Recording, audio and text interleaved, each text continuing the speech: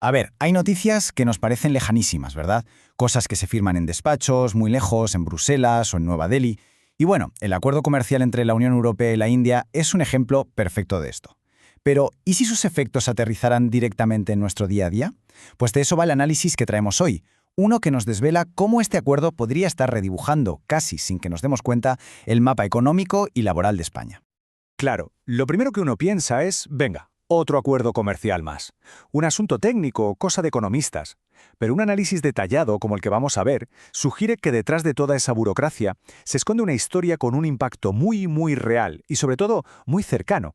Y aquí es donde empieza lo interesante, en el choque de dos visiones. Por un lado tenemos la narrativa oficial, la que nos habla de una oportunidad de oro, de abrirnos a un mercado exterior gigante. Y por otro, un análisis más profundo que nos advierte de un impacto silencioso, uno de esos que no salen los titulares, pero que va redefiniendo las reglas del juego a nivel local.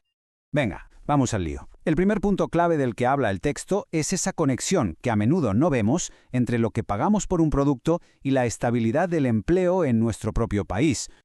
A ver, la idea central es esta. El acuerdo podría traer un ahorro inmediato, que algunos productos sean más baratos, pero, según este análisis, ese ahorro es una especie de espejismo. El coste real, ojo, no aparece en el ticket de compra, sino en una estructura económica que se va volviendo poco a poco bastante más frágil. Fijaos, el análisis lo que hace es describir una especie de efecto dominó, una cadena muy clara. Primero, llegan más productos de la India. Esto, lógicamente, aumenta la presión sobre las empresas de aquí para que compitan en precio. A su vez, esto va desgastando el poder de negociación de los trabajadores y de las pymes, y al final, la deslocalización se convierte en una opción mucho más atractiva. Y ojo, que esto no es teoría, ¿eh? El análisis apunta a sectores muy concretos. Hablamos de la industria textil, del calzado, de componentes industriales. Industrias que en muchas regiones de España ya van con los márgenes superajustados y que, claro, sentirían esta nueva competencia de forma muy directa. Vale, hasta ahora hemos hablado de industria, pero el impacto no se queda ahí, en la fábrica o en el taller. Según el texto, el acuerdo también abre la puerta a una nueva competencia para profesionales de alta cualificación, ingenieros, consultores, informáticos. El acuerdo usa un término que suena muy bien: movilidad cualificada.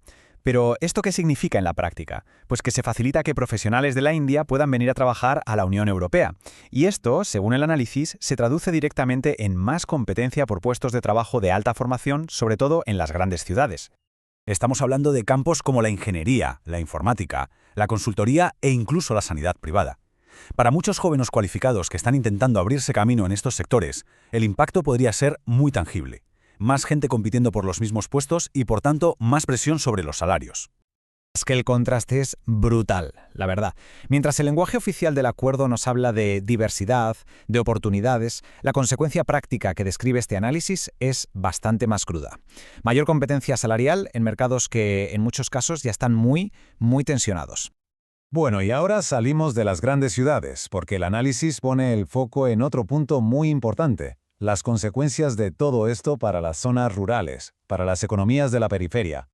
Mirad, aunque la agricultura más sensible quede protegida en el papel, la lógica de fondo de este tipo de acuerdos es siempre la misma: primar el gran volumen y los costes bajos. Según el análisis, este modelo choca frontalmente con el de muchas economías rurales españolas, que se basan precisamente en lo contrario, en la calidad, en la producción a menor escala, en el valor añadido.